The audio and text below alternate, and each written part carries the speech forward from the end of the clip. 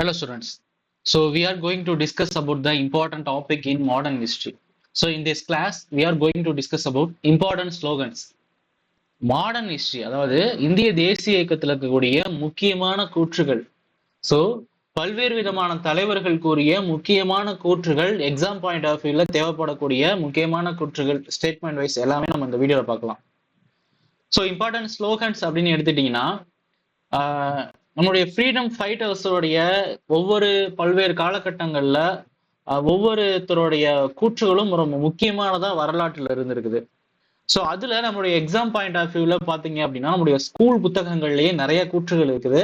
So நம்ம அதையுமே one by ஒன்னா பார்க்கலாம். பிளஸ் அவுட் சோர்சஸ் ஸ்கூல் புக்கை தாண்டி இருக்கக்கூடிய சில சம் ஆஃப் த சோர்சஸ்ல இருந்து நான் சில நோட்ஸ் எடுத்துட்டு வந்திருக்கிறேன். ஸோ அதைக்கான நம்ம நோட்ஸும் பார்க்கலாம். And then some important materials from standard புக்ஸ்ன்னு சொல்லுவாங்க இல்லையா, கா வெங்கடேசன் அவர்களுடைய புக்ல இருந்து சில கூற்றுகள் எடுத்துட்டு வந்திருக்கிறேன்.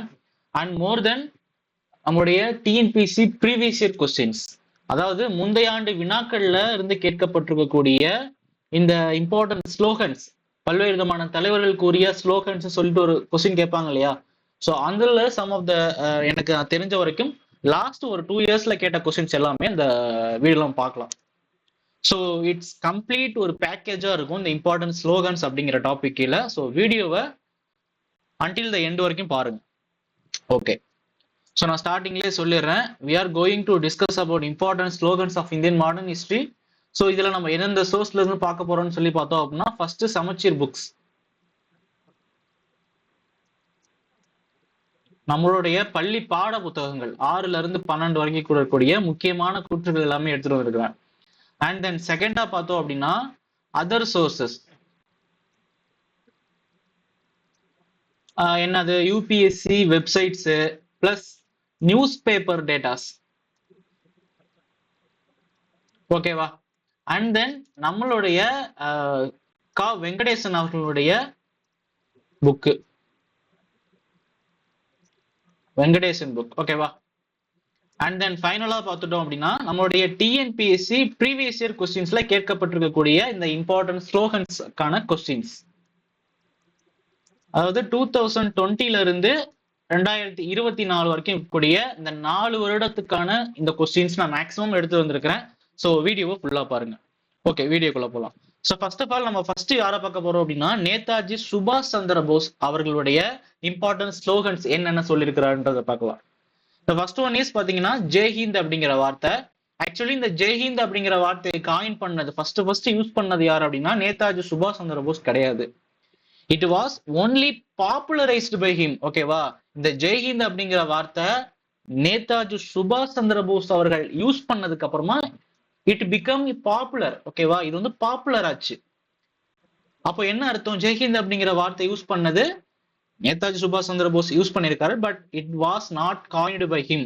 இந்த வார்த்தை இவரால் முதலில் பயன்படுத்தப்படவில்லை. அப்போ யாரால் பயன்படுத்தப்பட்டது அதை நம்ம பின்னாடி பார்ப்போம். ஓகேவா? அப்போ ஜெய்ஹிந்த் அப்படிங்கிற வார்த்தையை முதல் யூஸ் பண்ணது வேற ஒரு நபர், பட் இந்த வார்த்தை பிரபலம் அடைந்ததுக்கான காரணம் நம்மளுடைய சுபாஷ் சந்திர போஸ் அவர்கள் சொன்னதுக்கு அப்புறமா. அண்ட் தென் செகண்ட் ஒன் பார்த்தோம் அப்படின்னா டில்லி சலோ அப்படிங்கிறது. டில்லி சலோ அப்படின்னா என்னது? டெல்லிக்கு புறப்படுங்கள் அப்படின்னு சொல்லிட்டு தமிழ்ல அர்த்தம். அந்த சலோ அப்படின்னா செல்லுங்கள் அப்படின்னு அர்த்தம் ஹிந்தில. தமிழுக்கு அதுக்கு எக்ஸாக்ட் மீனிங் பார்த்தோம் அப்படின்னா புறப்படுங்கள் அப்படின்றது அர்த்தம். அடுத்து மூன்றாவதா பார்த்தோம் அப்படின்னா give me a blood I will give you ஃப்ரீடம்னு சொல்லிப்பாரு. ரொம்பவே கூஸ் பம்ஸா இருக்கும் இதெல்லாம் பார்க்குறப்போ. ஸோ இதுக்கு என்ன அர்த்தம் அப்படின்னா, உங்களுடைய ரத்தத்தை கொடுங்க, அதுக்கு பதிலாக உங்களுக்கு சுதந்திரம் வாங்கி தரேன் அப்படின்ற மாதிரி சொல்லியிருப்பார். அண்ட் ஃபோர்த் ஒன் என்ன சொன்னார் அப்படின்னா, freedom is not given it is taken அப்படின்னு சொல்லியிருப்பார். இட் மீன்ஸ் என்ன? சுதந்திரம் அப்படிங்கிறது கொடுக்கப்படுறது கிடையாது, அது எடுக்கப்படுறது. நம்மளா எடுத்துக்கணும். அவங்களா அவங்க கொடுப்பாங்கன்னு பார்த்துட்டு இருந்தோம் அப்படின்னா அவங்க கொடுக்க மாட்டாங்க. ஸோ நமக்கு வேணுங்கிறது நம்மளே எடுத்துக்கணும் அப்படின்ற மாதிரி சொல்லியிருப்பார். ஓகேவா? அண்ட் ஃபிஃப்த் ஒன் என்ன சொன்னார் அப்படின்னா, it is our duty to pay for our liberty with our own blood the freedom that we shall win through our sacrifice and exertions we shall be able to preserve with our own strength அப்படின்னார். என்ன meaning? நம்முடைய சுதந்திரத்தை நமது சொந்த ரத்தத்தால் செலுத்துவது நமதுடைய கடமை. நமது தியாகம் மற்றும் உழைப்பின் மூலம் நாம் வென்றெடுக்கும் சுதந்திரத்தை நமது சொந்த பலத்தால் நாம் பாதுகாக்க முடியும். அதாவது நமக்கு சுதந்திரம் வேணும் அப்படிங்கிறது நம்மளுடைய ரத்தத்தை கொடுத்தாதான் அது கிடைக்கும். காந்தியை ஃபாலோ பண்ணீங்க, அகிம்சையை ஃபாலோ பண்ணீங்க அப்படின்னா அது கிடைக்காது அப்படின்றத இன்டெரக்டா மீன் பண்ணிருக்கிறாங்க. அதுபோல நமது தியாகம் மற்றும் உழைப்பின் மூலமா நமக்கு கிடைக்கக்கூடிய நம்மளுடைய வென்றெடுக்கிறோம் இல்லையா நம்மளுடைய சுதந்திரத்தை, அந்த சுதந்திரத்தை வந்து நம்மளால ஈஸியா பாதுகாக்க முடியும் அப்படின்றத சொல்றாரு. அடுத்து 6th ஒன் என்ன சொல்றாரு அப்படின்னா, one individual May tie but that idea will never after his death incarnate it self in a 1000 leaves அப்படின்றார். அதுக்கு என்ன அர்த்தம் அப்படின்னா, ஒரு மனிதன் வந்து இறக்கலாம், ஒரு நபர் மேபி டைட், ஓகேவா, ஒரு நபர் வந்து இறக்கலாம், பட் அவருடைய ஐடியாலஜி இருக்கு இல்லையா, அவருடைய எண்ணங்கள், அவருடைய சிந்தனைகள் வந்து எப்போதுமே இறக்காது. ஏன்னா அவனுக்கு பிறகு, அவனுடைய இறப்புக்கு பிறகும் 1000 உயிர்கள் மூலம் மீண்டும் மீண்டும் அது அவதாரம் எடுக்கும் அப்படின்றத நம்முடைய நேதாஜி சுபாஷ் சந்திர போஸ் அவர்கள் சொல்லியிருப்பாங்க. And then the 7th one பார்த்தோம் அப்படின்னா, soldiers who always remain faithful to their nation, who are always prepared to sacrifice their lives and invincible. அவங்கள வெல்லவே முடியாது அப்படிங்கிறதுக்கு என்ன அர்த்தம்? அதாவது எப்பொழுதும் தங்கள் நாட்டுக்கு விசுவாசமாக இருக்கக்கூடிய வீரர்கள் இருக்கிறாங்க இல்லையா, அவங்களுடைய உயிரை வந்து தன்னுடைய நாட்டுக்காக எப்ப வேணா கொடுப்பாங்க, தயாரா இருப்பாங்க. அந்த அளவு அவங்களுடைய நாடை வந்து அவங்க நேசிப்பாங்க. ஸோ அப்படியாப்பட்ட வீரர்களை வந்து ஈஸியா ஜெயிக்கவே முடியாது, அவ்வளவு பலம் வாய்ந்தவர்களா இருப்பாங்க அப்படின்ற மாதிரி நம்முடைய நேதாஜி சுபாஷ் சந்திர போஸ் அவர்கள் சொல்லியிருப்பாங்க. ஸோ இம்பார்ட்டன்ட் 7 கோட்ஸ் ஆஃப் சுபாஷ் சந்திர போஸ் இதுதான். ஓகேவா? ஓகே, இப்போ நான் ஸ்டார்டிங்லேயே சொல்லியிருந்தேன் இல்லையா, இந்த ஜெய்ஹிந்த் அப்படிங்கிற வார்த்தை ஃபர்ஸ்ட் காயின் பண்ணது யார் அப்படின்றது அதை பார்த்துருவோம். ஆக்சுவலி இந்த ஜெய்ஹிந்த் அப்படிங்கிற வார்த்தையை முதல்ல காயின் பண்ணது யார் அப்படின்னா, இந்த ஜெயின் உல் அபுதீன் ஹசன் அப்படிங்கிறவர் தான். So he was son of collector from Hyderabad, அதாவது கலெக்டர், ஹைதராபாத்தினுடைய ஒரு கலெக்டர், அவருடைய ஒன் ஆஃப் த பையன் தான் இந்த ஜெயின் உல் அபுதீன் ஹசன் அப்படிங்கிறவரு. ஸோ இவர் என்ன பண்றாரு அப்படின்னா, who had gone to Germany to study, ஜெர்மனிக்கு வந்து படிக்கிறதுக்காக போறார். ஸோ அப்பதான் இவர் வந்து இந்த நம்மளுடைய நேதாஜி சுபாஷ் சந்திர போஸை வந்து மீட் பண்றாரு. எங்க அப்படின்னா ஜெர்மனில. ஸோ அங்க மீட் பண்ணிட்டு இந்த நம்மளுடைய போஸினுடைய ஐடியாலஜி அவருக்கு பிடிச்சிட்டு, அவர் நம்மளுடைய சுபாஷ் சந்திர போஸ் ஆரம்பிச்சிருப்பா இல்லையா இந்தியன் நேஷனல் ஆர்மி, ஸோ அதுல வந்து ஜாயின் பண்ணியிருப்பாரு. ஸோ ஜாயின் பண்ணிட்டு இவர் தான் இந்த வேர்டை வந்து ஃபர்ஸ்ட் காயின் பண்ணியிருப்பாரு. ஓகேவா, இந்த ஜெய்ஹிந்த் அப்படிங்கிற வார்த்தையை. அண்ட் தென் நம்ம செகண்ட் ஒன் யார் பாக்குறோம் அப்படின்னா, பங்கிம் சந்திர சட்டோபாத்யாயன்னு சொல்லுவாங்க. ஸோ தமிழ்ல பங்கிம் சந்திர சட்டர்ஜி நம்ம படிச்சிருப்போம். ஸோ இவருடைய ஒரு ஃபேமஸ் கோட் என்னன்னு சொல்லி பார்த்தோம்னா வந்தே மாதரம் அப்படின்றது. இந்த வந்தே மாதரம் அப்படிங்கிற கோட்டை ஃபர்ஸ்ட் இவர் எதுல எழுதியிருப்பாரு அப்படின்னா, பங்கிம் சந்திர சட்டோபாத்யாய் எழுதிய ஆனந்த மடம் அப்படிங்கிற ஒரு நாவல் எழுதியிருப்பாரு. இந்த ஆனந்த மடம் அப்படிங்கிற நாவல் பொறுத்த வரைக்கும் 1882 வந்து வெளிவந்தப்பட்டிருக்கும். ஸோ ஆக்சுவலி இந்த நாவல் வந்து பார்த்தோம் அப்படின்னா ஒரு பெங்காலி லாங்குவேஜில் வெளியிடப்பட்ட ஒரு நாவல். ஓகேவா? He also included the poem in the Bengali novel Anandamath in 1882. The poem was sung by Rabindranath Tagore at the Calcutta Congress session of Indian National Congress in 1896. முதல்ல இந்த ஆனந்த மடத்துல இருக்கக்கூடிய இந்த பாடலுக்கு இல்லையா வந்தே மாதரம் பாடல், ஆக்சுவலி இந்த வந்தே மாதரம் பாடல முதல்ல பாடினது யாரு அப்படின்னு கேட்டாங்க அப்படின்னா நம்மளுடைய ரவீந்திரநாத் தாகூர் அவர்கள் பாடியிருப்பாங்க. எங்க அப்படின்னா கல்கத்தா காங்கிரஸ் செஷன்ல வந்து 1896 நடந்த இந்தியன் நேஷனல் காங்கிரஸ் செஷன்ல வந்து முதல்ல பாடியிருப்பாரு யாரு, ரவீந்திரநாத் தாகூர். ஆக்சுவலி இந்த ஆனந்த மடம் அப்படிங்கிற நாவல் இருக்கு இல்லையா, சாரி வந்தே மாதரம் அப்படிங்கிற பாடல் ஆக்சுவலி எழுதினது வந்து பார்த்தோம்னா பங்கிம் சந்திர சட்டர்ஜி எப்போனா 1870 காலகட்டங்கள்ல. இந்த வந்தே மாதரம் அப்படிங்கிற பாடலை அவருடைய ஆனந்த மடம் நாவல்லையும் எழுதியிருப்பாரு. இந்த ஆனந்த மடம் நாவல் எப்போ வெளிவந்தது அப்படின்னா 1882. இந்த வந்தே மாதரம் பாடலை முதல்ல பாடினது யாரு அப்படின்னு கேட்டாங்க அப்படின்னா ரவீந்திரநாத் தாகூர் அவர்கள். எங்கன்னா Calcutta Congress session of the Indian National Congress in 1896 காலகட்டங்கள் நடந்த அந்த செஷன்ல பாடியிருப்பாரு. அண்ட் செகண்ட் ஒன் பார்த்தோம் அப்படின்னா, when a man is in doubt what to do, he goes wherever he happens to be first called அப்படின்றாரு. அதாவது என்ன அர்த்தம் அப்படின்னா, என்ன செய்வது என்று ஒரு மனிதனுக்கு சந்தேகம் ஏற்படும் பொழுது அவனுக்கு முதல்ல ஒரு ஐடியாலஜி தோணும் இல்லையா, ஸோ அதை நோக்கி தான் அவன் பயணிப்பான் அப்படின்றத நம்மளுடைய பங்கிம் சந்திர சட்டர்ஜி வந்து சொல்லியிருப்பாரு. அண்ட் த தேர்ட் ஒன் யாரை பத்தி பார்க்க போறோம் அப்படின்னா பாலகங்காதர் திலகனுடைய ஃபேமஸ் கோட்ஸ் பார்க்குறோம். அது ரொம்ப இம்பார்ட்டன்டானதை பார்த்தோம் அப்படின்னா ரொம்ப எக்ஸாம்ஸ்ல கேட்ட கொஸ்டின்ஸ் தான் இந்த ஸ்வராஜ் மேரே ஜனமிசித் அதிகார் ஹே ஆர்மேன் இசே லெஹர் ரகுங்கா அப்படின்றது சொல்லுவாரு. ஸோ ஆக்சுவலி எனக்கு ஹிந்தி ப்ரொனன்சியேஷன் வந்து அதிகமா வரல, ஸோ கொஞ்சம் ஏத்துக்கோங்க. ஓகேவா? இதுக்கு ஆக்சுவலி தமிழ் மீனிங் என்ன அப்படின்னா, சுயராஜ்யம் என்பது என்னுடைய பிறப்புரிமை, அதை நான் அடைந்தே தீருவேன் அப்படின்றத தமிழ்ல சொல்லியிருப்பாரு இல்லையா. நம்முடைய ஸ்கூல் புத்தகத்திலேயே இந்த வார்த்தை இருக்குது. சோ இந்த ஃபேமஸ் கோட்டை சொன்னது யாரு, நம்முடைய திலகர் அவர்கள்.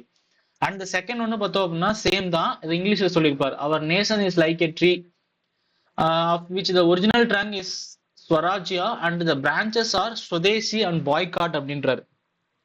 சோ உங்களுக்கு ஏதாவது கொஸ்டின்ஸ் எக்ஸாம்ல கொஸ்டின்ஸ் இந்த ஸ்வராஜ் அப்படிங்கிற அந்த கூற்று வந்துட்டாலே நீங்க கண்ணை மூடிட்டு திலகரை போட்டு வந்துடுங்க. ஏன்னா இவர் தான் இந்த திலகர் தான் இந்த ஸ்வராஜை பத்தி பேசியிருப்பாரு. அதுவே இந்த கிராம ஸ்வராஜ் அப்படின்ற வார்த்தை, கிராமிய சுயராஜ்யம் அப்படிங்கிற வார்த்தை வந்தாலும் நீங்க கண்ணை மூடிட்டு வந்து மகாத்மா காந்தியை போட்டு வந்துடலாம். ஓகேவா. இந்த கிராமிய ஸ்வராஜை அப்போஸ் பண்ணதாவது சம்பந்தப்பட்டதாவது கோட் வருதுன்னு வைங்களேன். கிராமிய சுயராஜ்யம் அப்படிங்கிறது வந்து தேவையில்லாத ஒண்ணு, இந்த மாதிரிலாம் வந்துச்சு அப்படின்னா கண்ணை மூடி நீங்க அம்பேத்கரை போட்டு வந்துடலாம். இந்த மாதிரி ஒரு சின்ன சின்ன ஷார்ட்கட்ஸ் ஞாபகம் வச்சுக்கோங்க. ஸோ ஆக்சுவலி இந்த செகண்ட் பாயிண்ட்டுக்கு தமிழ் மீனிங் என்ன அப்படின்னா, எங்கள் தேசம் ஒரு மரத்தை போன்றது அப்படிங்கிறாரு. அதில் அசல் தண்டு அப்படிங்கிறது வந்து சுயராஜ்யம் மற்றும் அதனுடைய கிளைகள் பார்த்தோம் அப்படின்னா சுதேசியும் புறக்கணிப்பும் அப்படின்றத சொன்னது யாருன்னா நம்முடைய பாலகங்காதர் திலகர். அடுத்து ஃபோர்த் ஒன், நம்முடைய லால் பகதூர் சாஸ்திரி இருக்கிறார் இல்லையா, former prime minister of India. So இவர் வந்து சொன்ன முக்கியமான கூற்றுகள்னு சொல்லி பார்க்கலாம். அதுல நம்பர் 1 பார்த்தோம்னா ஜெய் ஜவான் ஜெய் கிசான் அப்படின்னு சொல்லியிருப்பாரு. ரொம்ப ரொம்ப ஃபேமஸான கோட்டுங்க இது, நல்லா நோட் பண்ணிக்கோங்க. ஆக்சுவலி ஜெய் ஜவான் ஜெய் கிசான் அப்படிங்கிறது விவசாயிகளை வந்து இது பண்ணி பாடியிருப்பாரு, சொல்லியிருப்பாரு. அண்ட் செகண்ட் ஒன் பார்த்தோம் அப்படின்னா, the preservation of freedom is not the task of the soldiers alone, the whole nation has to be strong அப்படின்றாரு. அதுக்கு என்ன அர்த்தம் அப்படின்னா, சுதந்திரத்தை பாதுகாப்பது ராணுவ வீரர்களுடைய கடமை மட்டும் கிடையாது, அவர்களுடைய பணி மட்டும் கிடையாது, ஒட்டுமொத்த தேசமும் வலுவா இருந்தாதான் அந்த சுதந்திரம், நமக்கு கிடைச்ச சுதந்திரம் அப்படிங்கிறது பாதுகாப்பா வச்சுக்க முடியும் அப்படின்றத சொல்லியிருப்பாரு நம்முடைய லால் பகதூர் சாஸ்திரி அவர்கள். அந்த தேர்ட் த கோட் அவர் யாரு சொன்னது, சாரி லால் பகதூர் சாஸ்திரி சொன்ன தேர்ட் கோட் பார்த்தோம் அப்படின்னா, true democracy of the Swaraj of the masses can never come through untruthful and violent means அப்படின்றாரு. அதாவது உண்மையான ஜனநாயகம் அல்லது வெகுஜனங்களின் சுயராஜ்யம் பொய்யான மற்றும் வன்முறை வழிகளில் ஒருபோதும் வராது அப்படின்றாரு. ஆக்சுவலி இவர் யாருடைய ஃபாலோயர், அப்ப அகிம்சாவோடைய ஃபாலோயர், விச் மீன்ஸ் காந்தியோடைய ஃபாலோயரா இருந்திருக்காரு. சோ இவர் இந்த வயலண்ட வந்து அப்போஸ் பண்ணிருக்கிறாருன்னு தெரியுது. And the fourth one பார்த்தோம் அப்படின்னா, we have now to fight for peace with the same courage and determination as we fought against aggression அப்படிங்கிறார். அதுக்கு என்ன அர்த்தம், ஆக்கிரமிப்புக்கு எதிராக போராடிய அதே தைரியத்துடனும் உறுதியுடனும் நாம் இப்போது அமைதிக்காக போராடணும் அப்படின்றாரு. சோ பீஸ்க்காக போராடணும் அப்படின்றத சொல்றாரு நம்மளுடைய லால் பகதூர் சாஸ்திரி அவர்கள். அண்ட் ஃபிஃப்த் ஒன் பார்த்தோம் அப்படின்னா, நம்முடைய பண்டிட் மதன் மோகன் மாளவியா சொன்ன ஒரே ஒரு கோட், சத்தியமேவ ஜெயதே, ரொம்ப ரொம்ப ஒரு இம்பார்ட்டன்ட் கோட்டு. ஸோ இதுதான் ஆக்சுவலி நம்மளுடைய தமிழ்நாட்டுல அண்ணா பீரியட்ல வந்து வாய்மையே வெல்லும் அப்படிங்கிற வார்த்தையா மாறி இருக்கும். சத்தியமேவ ஜெயதே அப்படிங்கிறதுக்கு எக்ஸாக்ட் மீனிங் பார்த்தோம் அப்படின்னா வாய்மையே வெல்லும். ஆக்சுவலி இந்த கோட் சொன்னது யாரு, பண்டிட் மதன் மோகன் மாளவியா. ஓகேவா.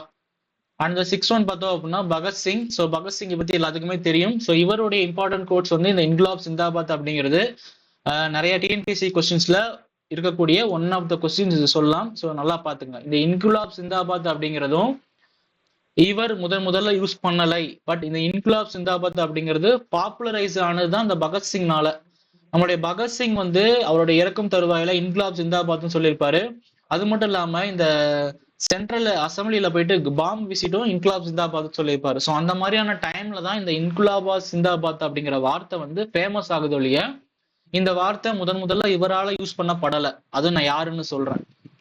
அண்ட் செகண்ட் ஒன் பார்த்தோம் அப்படின்னா, they may kill me but they cannot kill my ideas அப்படிங்கிறாரு. அவர்கள் வந்து என்னைய சாகடிக்கலாம், பட் அவர்களால என்னுடைய ஐடியாஸ் வந்து சாகடிக்க முடியாது. They can crush my body but they will not அபிள் to crush my spirit அப்படிங்கிறார். அவர்கள் வந்து என்னுடைய உடலை வந்து நசுக்க முடியும், ஆனால் அவர்களால் என் ஆன்மாவை நசுக்க முடியாது. ஓகேவா அப்படின்றது மாதிரி சொல்றாரு. அடுத்து தேர்ட் ஒன் பார்த்தோம் அப்படின்னா, revolution does not necessarily involve sanguinary strife nor is there any place in it for individual vendetta. It is not the cult of the bomb and pistol. By revolution we mean that the present order of things which is based on manifest injustice must change அப்படின்றாரு. Actually புரட்சி என்பது சண்டையை உள்ளடக்கியதாக இருக்க வேண்டிய அவசியம் இல்லை, அல்லது தனிப்பட்ட பழிவாங்கலுக்காக அதில் இடம் இல்லை. இது வெடிகுண்டு மற்றும் பிஸ்டல் மட்டுமே வச்சு பண்ணக்கூடிய ஒரு ஒரு விஷயம் கிடையாது புரட்சி அப்படிங்கிறது.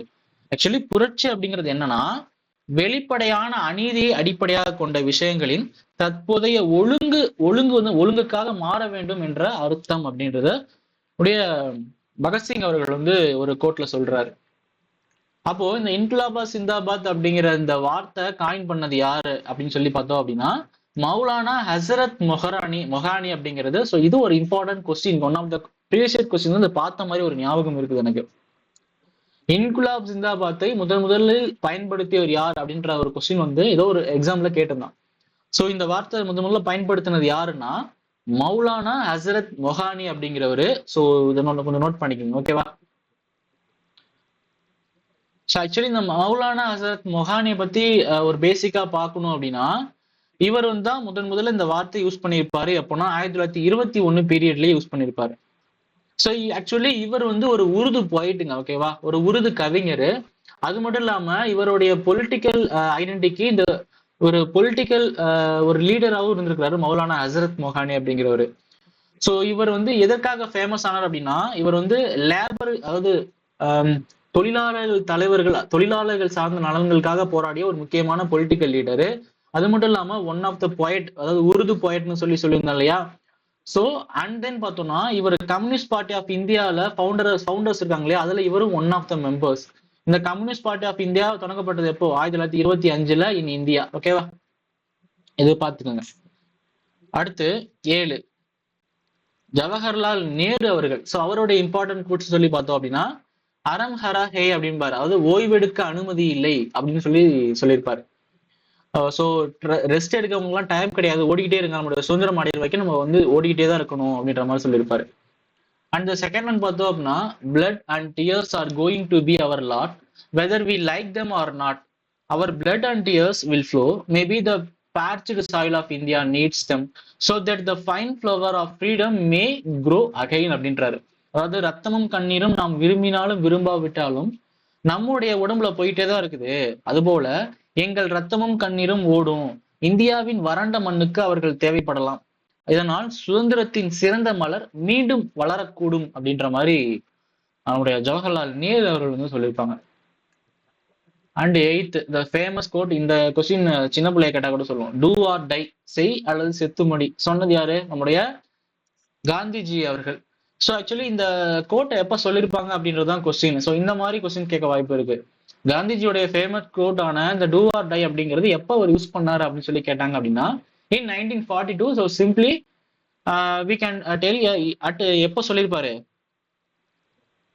இந்த குவிட் இந்தியா மூவ்மெண்ட் நடந்தது இல்லையா? ஸோ அப்போதான் இந்த முதல்ல டூ ஆர் டை அப்படிங்கிற வார்த்தையை சொல்லியிருப்பாரு. ஆக்சுவலி இந்த வார்த்தையை எப்போ அவர் யூஸ் பண்ண அதுக்கு முக்கியமான காரணம் வந்து இந்த செகண்ட் வேர்ல்டு வாரும் இந்த ஸ்டாஃபோர்டு கிரிப்ஸ் மிஷன் இருக்கு இல்லையா, கிரிப்ஸ் தூதுக்குழு, ஸோ இந்த கிரிப்ஸ் பிளான், இந்த கிரிப்ஸ் மிஷன் இது வந்து ஃபெயிலியர் ஆயிரும். ஸோ அதனால வந்து இந்த கோட்டை சொல்லியிருப்பாரு. This made Gandhiji realize that the movement for freedom needed to be intensified. On August 8, 1942, All India Congress Committee met in Gavalia Tang Maidan. இது ஆக்சுவலி எங்க இருக்கு அப்படின்னா பாம்பேல இருக்கக்கூடிய ஒரு இடம். இது என்னன்னு சொல்லுவாங்க அப்படின்னா ஆகஸ்ட் கிராந்தி மைதான்னு சொல்லுவாங்க.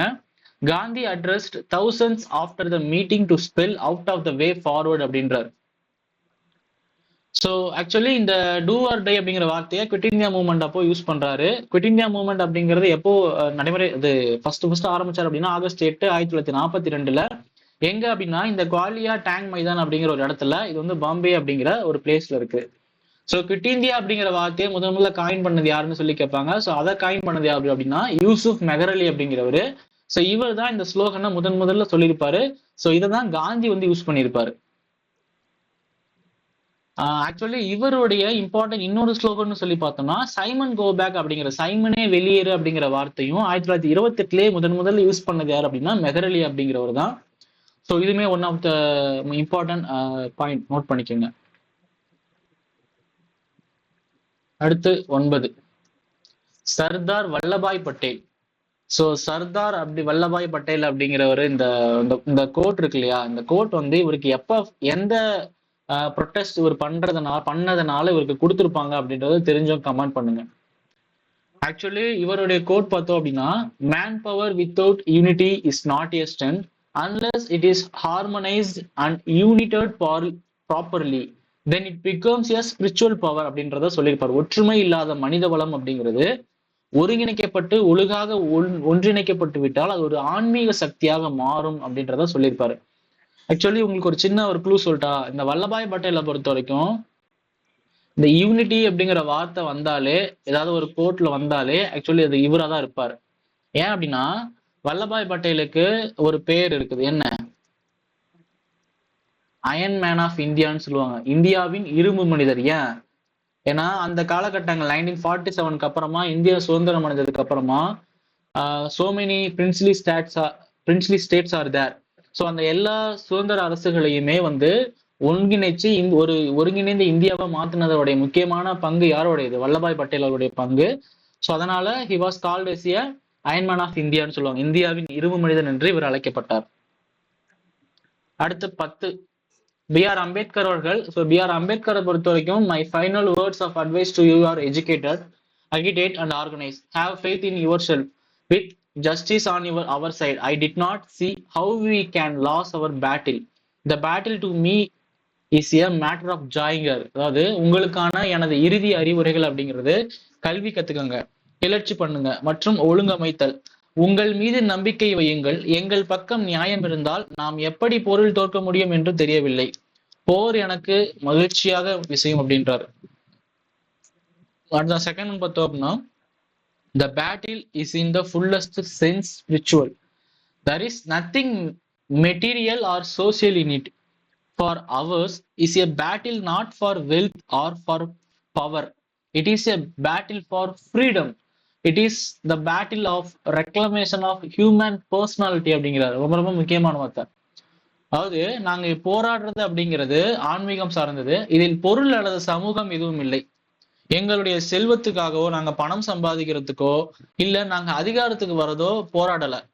நாங்க போராடுறதுக்கு முக்கியமான காரணம் எங்களுடைய சுதந்திரத்துக்காக. அதுல என்ன சுதந்திரம்?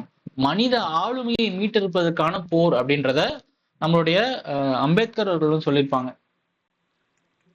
அடுத்து 11 ரவீந்திரநாத் தாகூர் வந்து சொன்ன முக்கியமான 2 கோட்ஸ் பார்த்தோம் அப்படின்னா, I am willing to serve my country but my worship I reserve for right which is far greater than my country. To worship my country as a god is to bring a curse upon it அப்படின்றாரு. அதாவது நான் எனது நாட்டிற்கு சேவை செய்ய தயாராக இருக்கிறேன், ஆனால் எனது வழிபாட்டை எனது நாட்டை விட மிக பெரிய உரிமைக்காக நான் ஒதுக்குகிறேன். என் நாட்டை கடவுளாக வழிபடுவது சாபத்தை கொண்டு வருவதாகும் அப்படின்றத சொல்லியிருப்பாங்க.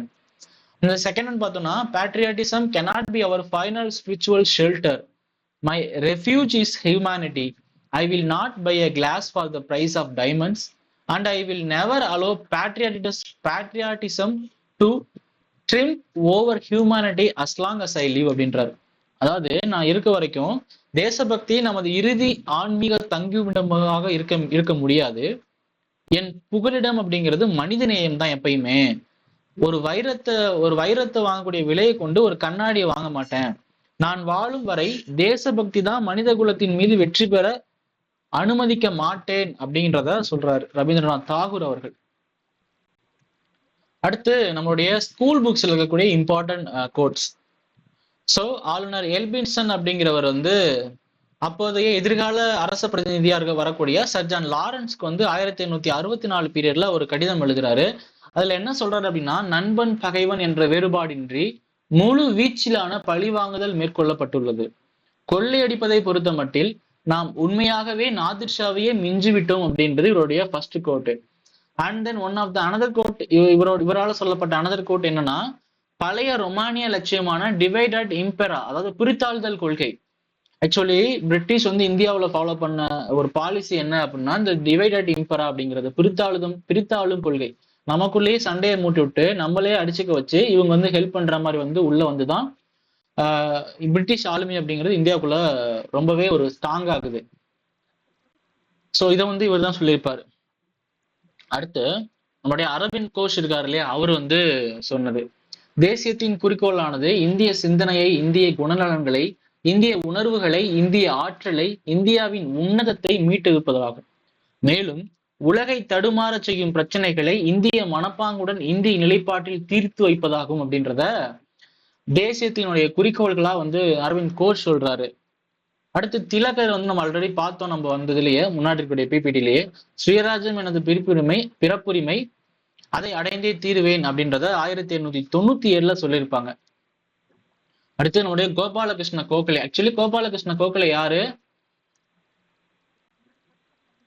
டைமண்ட் ஆஃப் இந்தியான்னு சொல்லியிருப்பாங்க. Actually Gopalakrishna Gokhale was called as a diamond of India, இந்தியாவின் வைரம்னு சொல்லியிருப்பாங்க.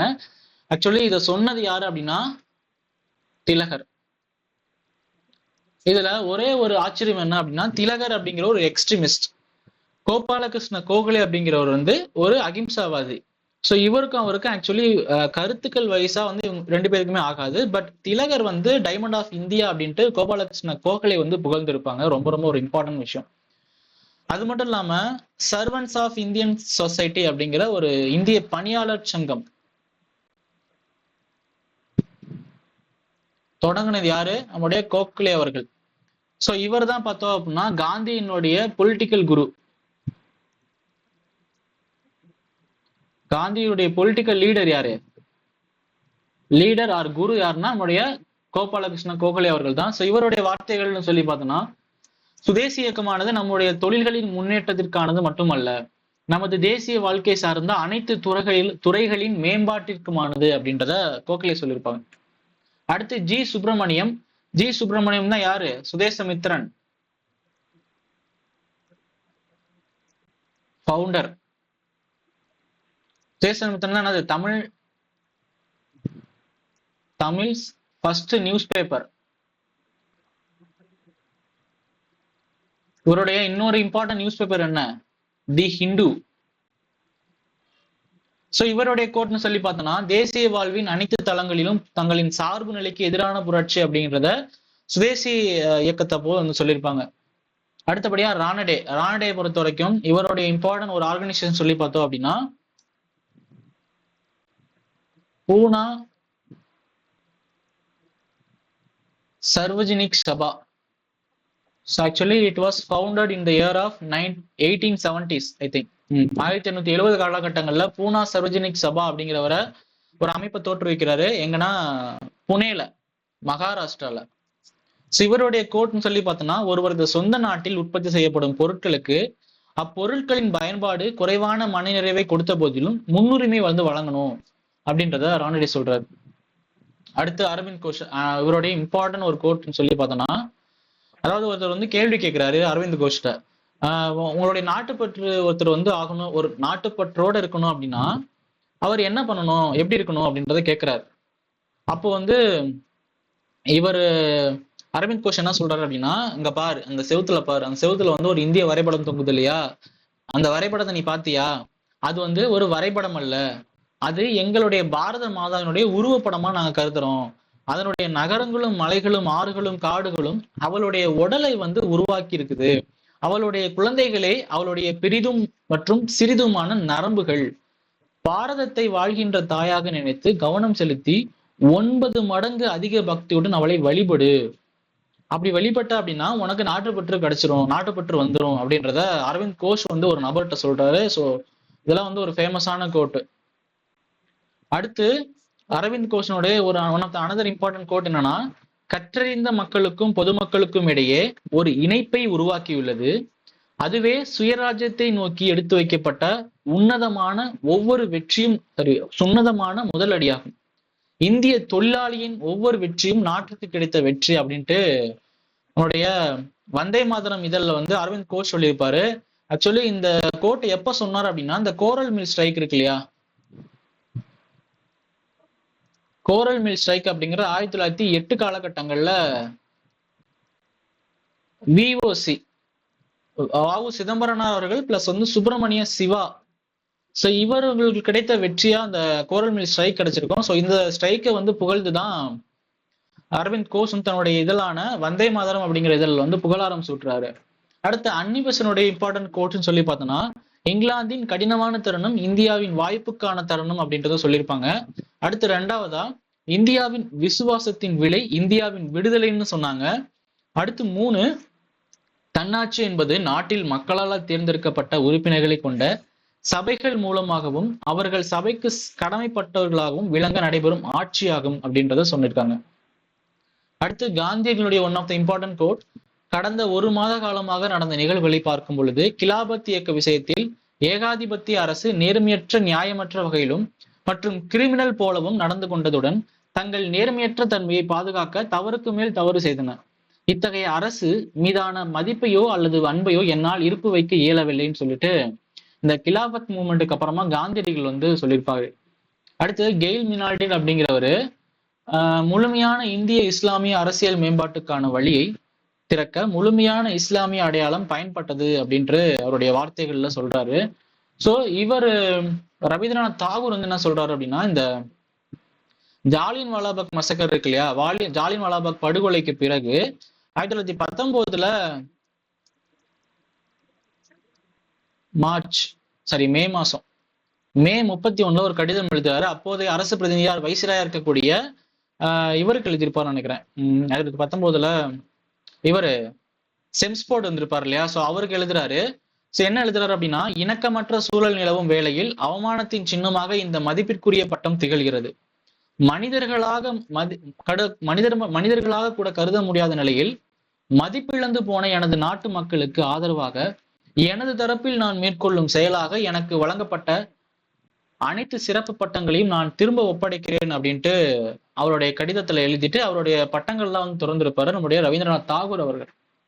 அடுத்து பகத்சிங் ஒரு ஃபேமஸான கோட்டு, இதெல்லாம் படிக்கிறப்பே நமக்கு ஒரு கூஸ்பம்ஸா இருக்கும். நான் படிக்க ஆரம்பித்தேன். என்னுடைய முந்தைய நம்பிக்கைகளும் தீர்மானங்களும் ஒரு குறிப்பிடத்தக்க அளவில் மாற்றத்திற்கு உள்ளானது. மிகவும் முக்கியமாக நமது முன்னோடிகளிடையே நிலவிய வன்முறை செயல்பாடுகள் மீதான மோகம் தீவிரமான சித்தாந்தங்களின் மூலம் மாற்றீடு செய்யப்பட்டது.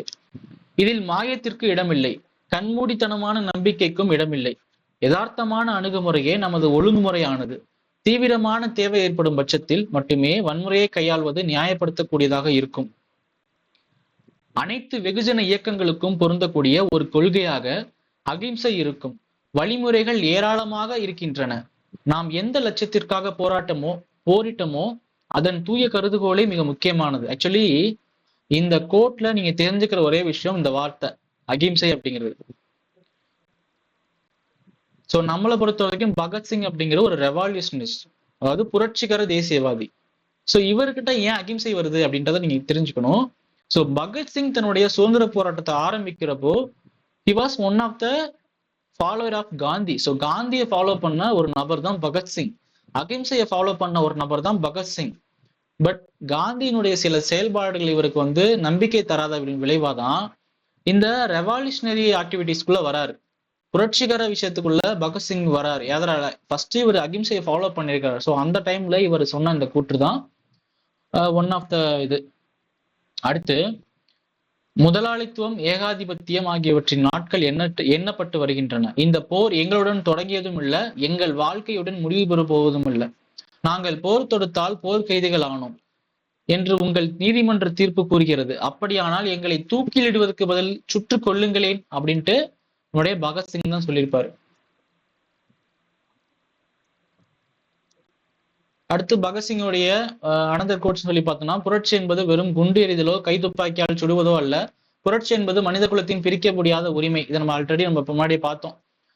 சுதந்திரம் என்பது அனைவரின் அழியாத பிறப்புரிமையாகும். உழைப்பாளிகள் சமூகத்தின் உண்மையான ஆதரவாளர்கள் ஆவர். இந்த புரட்சியின் பலிபீடத்தில் நாம் மாபெரும் லட்சியத்திற்காக அளிக்கும் எந்த தியாகமும் அதற்கு முன் பெரிதல்ல அப்படின்னு சொல்றாரு. அடுத்து இந்த இன்குலாப் சிந்தாபாத்ன்ற வார்த்தையும் பார்த்தோம். இந்த இன்குலாப் சிந்தாபாத் முதல்ல யார் காயின் பண்ணது அப்படின்றத பார்த்தோம் முன்னாடியே. அடுத்து சூர்யாசன், இந்த சிட்டகாங் ஆயுதப்படை தளபதி தாக்குதலுடைய முக்கியமான தலைவராக இருந்த சூர்யாசன் சொல்ல ஒரு கோட் சொல்லி பார்த்தோன்னா, தனிப்பட்ட நடவடிக்கைகளின் இடத்தில் ஆயுதம் தாங்கிய போராட்டத்தை ஏற்பாடு செய்வது என்னும் பாதையை ஒரு அர்ப்பணிப்பு மிக்க இளைஞர் பட்டாளம் காட்டித்தர வேண்டும். அதன் போக்கில் நம்மில் பலர் இறக்க நேரிடும். ஆனால் அத்தகைய உன்னத நோக்கத்திற்கான நமது தியாகம் வீண் போகாது அப்படின்ட்டு ஆனந்த குப்தா அப்படின்ற ஒரு நபர்கிட்ட சொல்றாரு. அடுத்து கல்பனா தத் இவங்களும் ஒன் ஆஃப் த சோல்ஜர். எதுல? இந்த சூர்யாசன் தலைமை தாங்கன்னா சிட்டகாங் ஆயுதப்படை தாக்குதல்ல. ஸோ இவங்களுடைய சுயசரிதை அப்படிங்கிறது இந்த சிட்டகாங் ஆர்மரி ரைடர்ஸ் அண்ட் ரெமனிசன்சஸ் அப்படின்றது.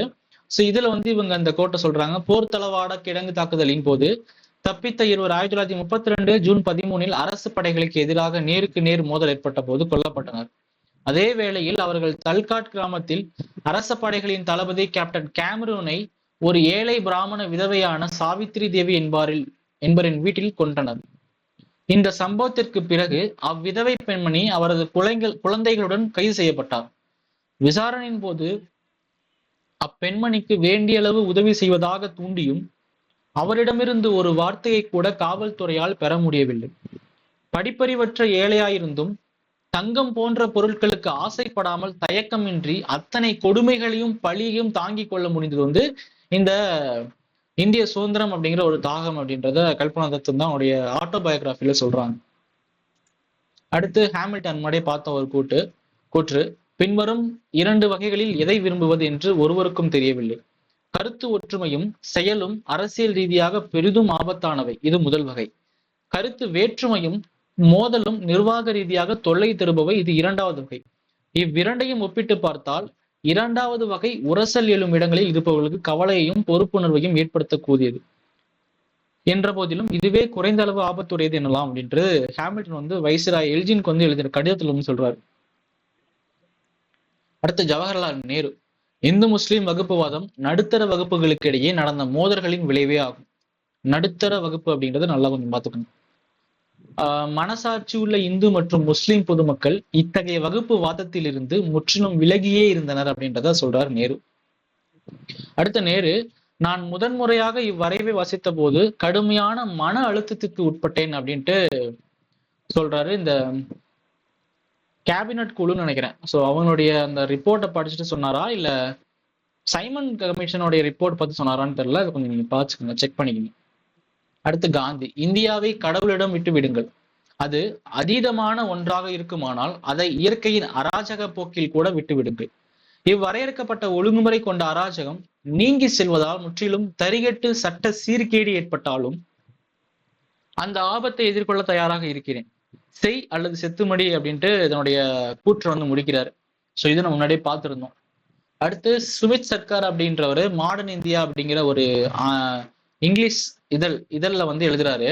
பூகோள ரீதியில் தொடர்ச்சியாக அமைய பெற்ற பகுதிகள் பிரிக்கப்பட்டும் தேவைக்கேற்ப இந்தியாவின் வடமேற்கிலும் கிழக்கு பகுதிகளும் எண்ணிக்கை அளவில் இஸ்லாமிய பெரும்பான்மை இருப்பது போன்ற பகுதிகளை உருவாக்கி இவை யாவற்றையும் இணைத்து தன்னாட்சியும் இறையாண்மையும் கொண்டவைகளாக மாற்றி அதிலிருந்து ஒரு தனிநாட்டை உருவாக்க வேண்டும் அப்படின்ற வார்த்தையை வந்து மார்ச் 23, 1940 காலகட்டங்கள் நிறைவேற்றப்பட்ட ஒரு தீர்மானத்தில் வந்து சொல்றாரு சுமித் சர்க்கார் அப்படின்றாரு. அடுத்து ஜவஹர்லால் நேரு, நீண்ட காலத்திற்கு முன்னர் நாம் விதியோடு ஒரு ஒப்பந்தம் செய்தோம். இப்போது அந்த வாக்குறுதிகளை முழுமையாக அல்லது முழு அளவில் ஆனால் மிகவும் கணிசமாக மீட்கும் நேரம் வந்துவிட்டது அப்படின்ட்டு சொல்றாரு. அடுத்து பாசிசம், காலனித்துவம், இனவாதம் அல்லது அணுகுண்டு, ஆக்கிரமிப்பு மற்றும் அடக்குமுறை போன்ற அனைத்து தீய சக்திகளையும் பொறுத்தவரையில் நாம் மிகவும் உறுதியாகவும் ஐயத்திற்கு இடமின்றியும் அவற்றை எதிர்த்து நிற்கிறோம். பனிப்போர் மற்றும் அது தொடர்பான இராணுவ ஒப்பந்தங்களில் இருந்து மட்டும் நாங்கள் விலகி நிற்கிறோம். ஆசிய மற்றும் ஆப்பிரிக்காவின் புதிய நாடுகளை தங்களது பனிப்போர் இயந்திரத்திற்குள் கட்டாயப்படுத்தி தள்ளும் முயற்சிகளை எதிர்க்கிறோம். இல்லையெனில் நாம் தவறென கருதும் அல்லது உலகத்துக்கோ நமக்கோ தீங்கிழைக்கும் எந்த ஒரு வளர்ச்சியும் கண்டனம் செய்யலாம். அதற்கான சந்தர்ப்பம் எழும்போதெல்லாம் நாம் அந்த சுதந்திரத்தை பயன்படுத்துவோம் அப்படின்ட்டு நேரு சொல்லியிருப்பாரு. அடுத்து பட்டாபி சீதாராமையா. ஸோ இவர் வந்து ஒரு one of the important candidate. எதுல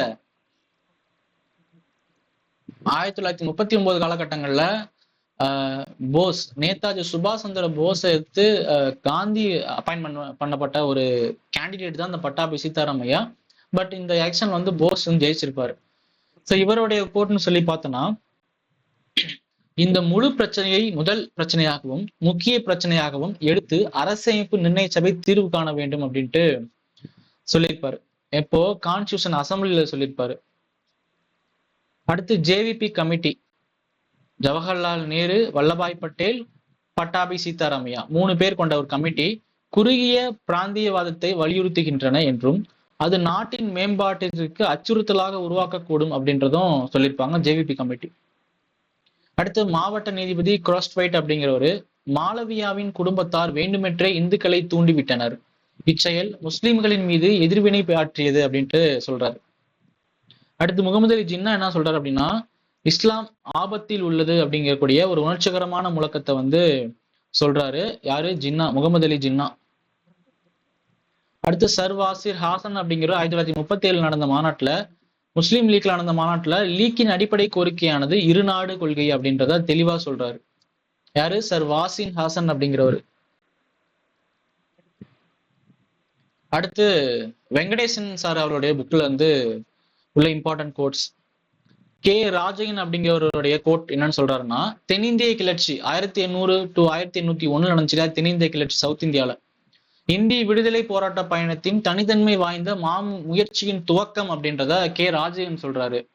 அடுத்து V D. Savarkar. So one of the important statements. So நிறைய கொஸ்டின்ஸ்ல கேட்டிருக்கக்கூடிய ஒரு கொஸ்டின்ஸ்.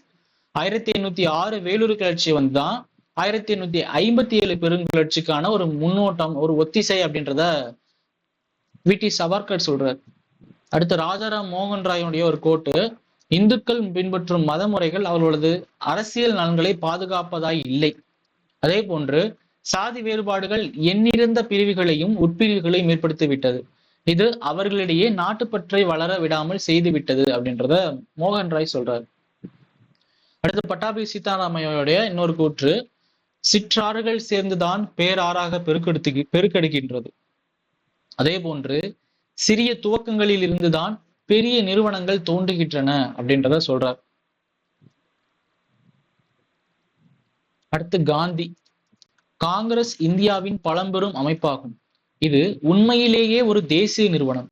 காங்கிரஸ் ஒரு குறிப்பிட்ட வகுப்பாரையோ அல்லது ஒரு சாரரின் நலன்களையோ சார்ப்பதற்காக ஏற்படுத்தப்பட்டதில்லை. இது அனைத்து மக்களினுடைய நலன்களை வந்து பேணி பாதுகாக்கிறதுக்காக அமைக்கப்பட்ட ஒரு அமைப்பு அப்படின்றது காந்தி சொல்றாரு. அடுத்து கோபாலகிருஷ்ண கோகலே, துவக்கத்தில் காங்கிரசின் சாதைகள் குறைவாகத்தான் இருக்கும். தோல்விகள் ஏமாற்றம் அளிக்கக்கூடியதாக இருக்கலாம். தோல்விகளில் இருந்துதான் பெரிய சாதனைகள் சாதிக்கக்கூடிய பலம் கிடைக்கும் அப்படின்றத கோகலே சொல்றார். அடுத்து லஜ்பத் ராய், லாலா லஜ்பத் ராய் அவர்கள் சொன்னது, சுதேசி இயக்கம் நம்முடைய சுயமரியாதை, தற்சார்புடைமை, சுய உதவி ஆகியவற்றை உயர்த்தி நமது வளங்களையும் திறமைகளையும் இன நிற சாதி வேறுபாடின்றி பயன்படுத்தி கொள்ள கற்பிக்கின்றது அப்படின்றது சொல்றாரு. அடுத்து பாலகங்காதர திலகர், அரசியல் உரிமைகளை போராடித்தான் பெற வேண்டும் அப்படின்றத சொல்லியிருக்காரு. இது one of the important quote. அடுத்து சர்தார் பகத்சிங். ஸோ சர்தார் அப்படிங்கிற பட்டம் பகத்சிங் அப்படிங்கிறவருக்கும் கொடுக்கப்பட்டிருக்குது. ஸோ இன்னொரு நபர் யாரு? வல்லபாய் பட்டேலுக்கும் இந்த சர்தார் அப்படிங்கிற பட்டம் கொடுக்கப்பட்டிருக்கும். நம்முடைய பகத்சிங்குக்கும் சர்தார் அப்படிங்கிற பட்டம் கொடுக்கப்பட்டிருக்கும். ஆயுத புரட்சி ஒரு கருவிதான், அதற்கு பின்னால் பொருளாதார முறையையும் அரசாங்க அதிகாரத்தையும் மாற்ற முடியும் என்ற மக்களின் மன உறுதி உள்ளது. மனிதனை மனிதன் சுரண்டும் ஆட்சியை அகற்றி சுயாட்சி பெறும் முழு உரிமையையும் நாம் பெற வேண்டும் அப்படின்ட்டு பகத்சிங் சொல்லியிருப்பாரு. அன்னிபெசன்ட், உயிர் மூச்சு உள்ளவரை சுதந்திர கொடியை உயர்த்தி பிடியுங்கள். வாழ்ந்து விடுதலையை பெற முடியாவிடில் அதை இறந்தாவது வெற்றி கொள்ளுங்கள் அப்படின்றத சொல்றாங்க. அடுத்து ஜே.பி. கிருபாலினி, மக்களால் வெறுக்கப்பட்ட இச்சட்டத்தை எதிர்த்து நடத்தப்பட்ட தன்னியல்பான தேசிய ஆர்ப்பாட்டத்தை கண்டு அதிகாரிகள் அதிர்ந்து விட்டனர். இதுதான் கிளர்ச்சி அப்படின்றத கிருபாலினி சொல்றார், ஜே.பி. கிருபாலினி. அடுத்து மாண்டேகு செம்ஸ்போர்ட் பிரகடனம் இருக்கு இல்லையா? ஸோ அதுல இருக்கக்கூடிய ஒரு இம்பார்ட்டன்ட், இந்தியாவை பிரிட்டிஷ் பேரரசின் ஒருங்கிணைந்த பகுதியாக்கும் நோக்கத்துடன் படிப்படியாக பொறுப்பான அரசாங்கத்தை ஏற்படுத்துவதற்காக இந்தியர்களை நிர்வாகத்தின் ஒவ்வொரு அங்கத்தோடும் பங்கேற்க வைப்பதே பிரிட்டிஷ் அரசாங்கத்தின் கொள்கையாகும் அப்படின்றத மாண்டேகு செம்ஸ்போர்ட் பிரகடனம் வந்து சொன்னது. பட் இதை ஃபாலோ பண்ணாங்களா? கிடையாது. ஆக்சுவலி இந்த பிரகடனம் வந்து 1917 சொல்லியிருப்பாரு. அடுத்து முகமது அலி, இந்திய இராணுவம் என்பது மகாத்மா காந்தியின் இராணுவம் தான். இந்திய போலீஸ் என்பது மகாத்மா காந்தியின் போலீஸ் தான்.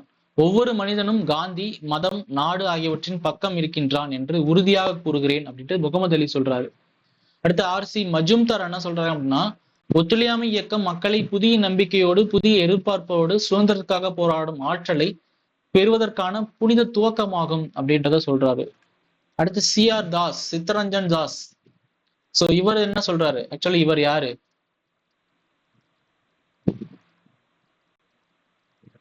Political guru of Netaji.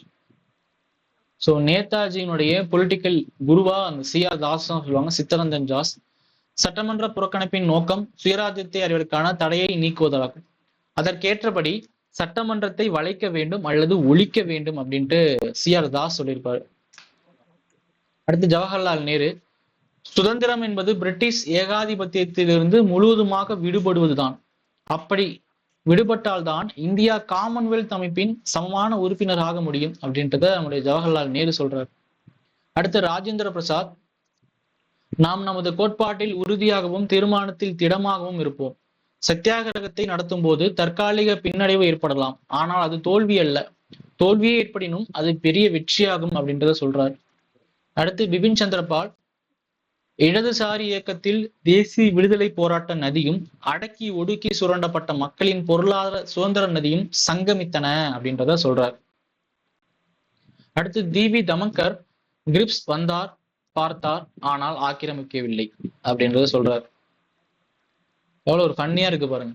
அடுத்து மகாத்மா காந்தி, நான் உங்களுக்கு ஒரு சிறிய மந்திரத்தை கொடுக்கிறேன், அதை உங்கள் இதயத்தில் இருத்தி மூச்சோடு வெளியிடுங்கள், அதுதான் செய் அல்லது செத்துமடி என்பதே அந்த மந்திரம். அடுத்து சுபாஷ் சந்திர போஸ், இந்தியாவின் இறுதி விடுதலை போராட்டம் துவங்கிவிட்டது, தேசப்பிதாவே, இந்திய சுதந்திரத்துக்கான புனித போர் வெற்றி பெற உங்கள் ஆசிகளையும் வாழ்த்துகளையும் வழங்குங்கள் அப்படின்ட்டு சொல்றாரு சுபாஷ் சந்திர போஸ் அவர்கள். அடுத்து பிபின் சந்திரபால், 1946 பிரிட்டிஷ் கொள்கை முந்தைய பிரகடனங்களை போலன்றி ஐக்கிய இந்தியாவை உருவாக்க வேண்டும் என்று விருப்பத்தை பிரதிபலிப்பதாக உள்ளது. எது? இந்த அமைச்சரவை தூதுக்குழு கொடுக்குறாங்க இல்லையா ஒரு ரிப்போர்ட் அது. அடுத்து முகமது அலி ஜின்னா, இந்தியாவில் இஸ்லாம் அடியோடு அழிந்து விடாமல் காப்பாற்றப்பட வேண்டுமானால் பாகிஸ்தானையும் பெறுவதுதான் நடைமுறை சாத்தியமான ஒரே வழி அப்படின்றத சொல்றார். ஸோ இதை சொல்லிட்டு தான் முஸ்லீம் ஒரு டேஞ்சர்ல இருக்குது, ஆபத்துல இருக்குன்னு சொல்லியிருப்பாரு. அடுத்து KM அஷ்ரப், வகுப்புவாதம் மதத்தின் பெயரால் நடத்தப்படும் ஒரு அரசியல் வியாபாரம், ஒரு பொலிட்டிக்கல் பிசினஸ் அப்படின்றத சொல்றார். அடுத்து பிபின் சந்திரபால், புரட்சியாளர்களின் ஆழ்ந்த நாட்டுப்பற்று, அஞ்சாமை, தியாக மனப்பான்மை மக்களை எழுச்சி பெற செய்தது அப்படின்றத சொல்றாரு. அடுத்து பாரதியார், தமிழ்நாடு தவமுடையது, ஏனெனில் காங்கிரஸ் மகாசபையின் முதல் கூட்டத்தில் முதல் தீர்மானத்தை கொண்டு வந்து நிறைவேற்றிய பெருமை தமிழ்நாட்டு தலைவராகிய சுதேசமித்திரன் சுப்பிரமணிய ஐயருக்கே கிடைத்தது அப்படின்றத சுப்பிரமணிய பாரதியார் சொல்றாரு. அடுத்து நம்முடைய TNPSC கேட்கப்பட்டிருக்கக்கூடிய previous year questions of important slogans. So இதுல first question, British rule was established in India with the cooperation of Indians and had survived only because of this cooperation. If Indians refused to cooperate, British rule in India would collapse within a year and Swaraj would come. Who said this? கேட்கிறாங்க. இந்தியாவின் ஒத்துழைப்போடு ஆங்கிலேயன் ஆட்சி நிறுவப்பட்டது.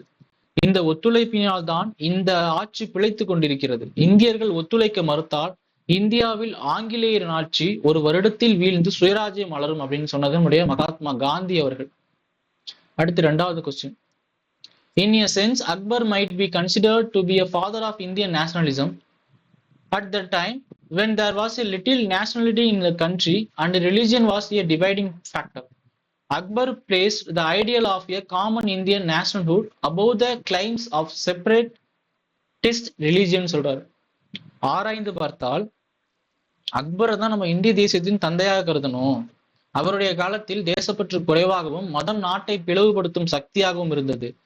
அக்பர் மத பிரிவினைவாதங்களை களைந்து அந்த இடத்தில் இந்திய தேசம் என்ற முன்னோடியான பொது மனப்பான்மையை முன்வைத்தார் அப்படின்ற சொன்னது நம்முடைய ஜவஹர்லால் நேரு. அடுத்து 3, if I found myself entirely absorbed in the service of the community, the reason behind it was my desire for self-realization. I have made religion of service my own. As I felt that God could be realized only through service, and service for me was the service of India, because it came to me without my seeking, because I had an aptitude for it. நான் சமூக சேவையில் முழுமையாக ஈடுபட்டிருந்தால் அதற்கு காரணம் சுய உணர்தலுக்கான எனது விருப்பமே. சேவையின் மூலம் மட்டுமே கடவுளை உணர முடியும் என்று நான் உணர்ந்ததால் நான் சேவை என்ற மதத்தை எனது சொந்த மதமாக்கினேன். எனக்கு சேவை என்பது இந்திய சேவை, ஏனென்றால் நான் அதை தேடாமலே அது என்னிடம் வந்தது. காரணம், அதற்கான தகுதி என்னிடம் இருந்தது. சொன்னது என்னுடைய காந்தி. அடுத்த 4, மகாத்மா காந்தி என்ன சொல்றாரு அப்படின்னா, சில சாதாரண இளைஞர்களுக்கு திருமணம் செய்வது கொடுக்கும் நோக்கத்திற்காக தங்கள் மகள்களை முற்றிலும் அறியாமை மற்றும் படிப்பறிவில்லாத நிலையில் வைக்கும் பெற்றோரின் குற்றம் சார்ந்த அலட்சியத்திற்காக வருந்துகிறேன்னு சொல்றார். I deplore the criminal indifference of parents who keep their daughters utterly ignorant and illiterate and bring them upon only for the purpose of marrying them off to some young man of means அப்படின்றத சொல்றார் மகாத்மா காந்தி. அடுத்து 5. Though the country and the people may be divided into different states for the convenience of administrative activities, the country is one of integral whole அப்படின்றார். நிர்வாக செயல்பாடுகளின் வசதிகளுக்காக நாடு மக்களும் வெவ்வேறு மாநிலங்களாக பிரிக்கப்பட்டிருந்தாலும் நாடு என்பது முழுமையாக ஒருங்கிணைந்த ஒன்று அப்படின்றத நம்முடைய பீம்ராவ் அம்பேத்கர் சொல்றார். அடுத்த 6. At the stroke of midnight hour when the world sleeps, India will awake to life and freedom னு சொல்றாரு. உலகமே உறங்கிக் கொண்டிருக்கும் இந்த நள்ளிரவு நேரத்திலே இந்தியா தன்னுடைய உயிரோட்டத்தோடும் மற்றும் சுதந்திர உணர்வோடனும் விழித்துக் கொள்கிறது என்று கூறியவர் ஜவஹர்லால் நேரு. 1947 ஆகஸ்ட் 14 நைட் சொல்லியிருப்பாரு. அடுத்து 7. இன்குலாப் சிந்தாபாத் அப்படிங்கிற முழக்கம் யார் சொன்னது? நம்மளுடைய பகத்சிங். அடுத்து 8. மௌலானா அபுல் கலாம் ஆசாத் சொன்னது, the scheme of Pakistan is harmful not only for India as a whole but also for the Muslims in particular and in fact it creates more problem than it solves. So Maulana Abul Kalam Azad வந்து இந்த பாகிஸ்தான் அப்படிங்கிற ஒரு separate country உருவாக்குறதுல actually அவர் வந்து அப்போஸ் தான் பண்ணார். பாகிஸ்தான் திட்டம் India முழுமைக்கும் தீங்கு விளைவிப்பது மட்டுமல்லாமல் குறிப்பாக இஸ்லாமியர்களுக்கும் அது மட்டுமல்லாமல் இது நிறைய பிரச்சனைகளை உருவாக்கும் தீர்ப்பதை விட ஆக்சுவலி பாருங்க உடைய டிஎன்பிஎஸ்சியினுடைய டிரான்ஸ்லேஷனை பாருங்க ஒண்ணுமே புரியாது. ஸோ இந்த மாதிரியான கோட்லாம் இங்கிலீஷ்லேயே படிச்சுக்கோங்க. அடுத்து 9. பிஆர் அம்பேத்கருடைய ஒரு quote, tell me what share I am to have the in the swaraj அப்படிங்கிறாரு. சுயராஜ்யத்தில் எனக்கு என்ன பங்கு இருக்கிறது என்று சொல்லுங்கள். இதுவும் one of the previous year question தான். அடுத்து 10. சர் சையத் அகமது கான் சொல்றாரு, the Hindus and Muslims are two eyes of a beautiful bride of India. அதாவது இந்துக்களும் முஸ்லிம்களும் இந்திய மணப்பெண்ணின் அழகான 2 கண்கள் அப்படின்ற வார்த்தைய சொல்றாரு. ஸோ இந்து முஸ்லிம்ஸோட யூனிட்டியை வந்து சொல்றாரு. அடுத்து 11. அன்னிபெசன்ட் இந்தியா வாண்ட்ஸ் ஒன்லி பூர்ண Swaraj and not higher powers and more employments. இந்தியாவிற்கு தேவை பூரண சுதந்திரம் மற்றும் வேலை வாய்ப்புகள், ஆனால் உயரிய பதவிகள் அல்ல அப்படின்றத சொல்றாங்க அன்னிபெசன்ட். அடுத்து 12. பிரதமர் அட்லி என்ன சொல்றாரு அப்படின்னா, who announce the House of Common, அதாவது இந்திய மக்களுக்கு அதிகாரத்தை ஒப்படைக்க போகிறோம் அப்படின்ட்டு இந்த ஹவுஸ் ஆஃப் காமன் சொல்லக்கூடிய பொதுமக்கள் அவையில் அறிவித்தவர் யார் அப்படின்னா பிரதமர் அட்லி. அடுத்து 13. Who told this statement that the revolt of 1857 was a conflict between civilization and barbarism அப்படின்னு சொல்லுவார். அதாவது இந்த 1857 புரட்சியானது நாகரிகத்திற்கும் அநாகரிகத்திற்கும் இடையேயான மோதல் அப்படின்ட்டு டிஆர் ஹோம்ஸ் சொல்லியிருக்காரு. அடுத்து 14. Maulana Abul Kalam Azad, a freedom could be attained without violence, it was well and good. If not, the nation has the right to expel the foreigner by forceங்கிறார். வன்முறை இல்லாமல் விடுதலை அடைந்து விட்டால் மிக நல்லது, இல்லை என்றால் தேசத்திற்கு படையை வைத்து அந்நியரை விரட்டும் உரிமையும் உண்டு அப்படின்றத மௌலானா அபுல் கலாம் ஆசாத் சொல்றாரு. அடுத்து 15. ஜவஹர்லால் நேருடைய ஒரு quote, Asia knight sans pure sense reproach the nation is safe in his hand to whom does this Gandhiji வந்து இந்த ஸ்டேட்மெண்ட்ல ரெஃபர் பண்றாரு. அவர் ஒரு பயமில்லாத குற்றச்சாட்டு இல்லாத போர் வீரர் போன்றவர். தேசியம் அவர் கைகளில் பாதுகாப்பாக உள்ளது அப்படின்ட்டு காந்தி வந்து சொன்னது யார் அப்படின்னா ஜவஹர்லால் நேரு அவர்கள். அடுத்து 16. In the battle for liberty fear is the one unforgivable treachery and despair the one unforgivable sin. Who said this? சுதந்திரத்திற்கான போரில் பயம் என்பது மன்னிக்க முடியாத துரோகம் மற்றும் விரக்தி என்பது மன்னிக்க முடியாத பாவம் அப்படின்னு சொன்னது Sarojini Naidu. First Indian female INC president, முதல் இந்திய ஐஎன்சி தலைவர், பெண் தலைவர் யார் அப்படின்னா Sarojini Naidu. Okay, so we are coming to the end. ஓகேவா? ஸோ அவ்வளோதான், நம்ம இந்த கிளாஸ்ல பார்த்த maximum number of the slogans வந்து எல்லா சோர்சஸ்ல இருந்து கொஞ்சம் ஓரளவுக்கு கவர் பண்ணிருக்கேன்னு நினைக்கிறேன். ஸோ இது இல்லாமல் மேபி நிறைய சோர்சஸ்ல இருந்து சில கோட்ஸ் இருக்கலாம், but as much I can. So நான் என்னால் முடிஞ்ச வரைக்கும் அவங்களுக்கு சில கோட்ஸ் கொடுத்துருக்கிறேன். ஸோ இது உங்களுடைய நோட்ஸ்ல எழுதிக்கங்க. ஸ்கூல் புக்ஸ்ல இருக்கக்கூடிய இம்பார்ட்டன்ட் கோட்ஸ் எல்லாமே கொடுத்துருக்கேன்னு நினைக்கிறேன்.